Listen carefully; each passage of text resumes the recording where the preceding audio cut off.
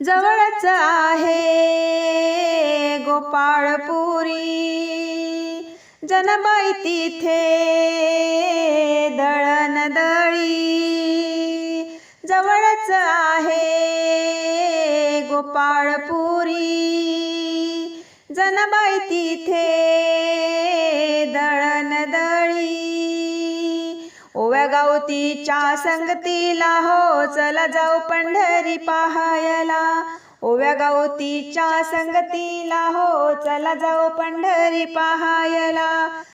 जवळच आहे गोपाळपुरी, जनबाई तिथे दळणदळी.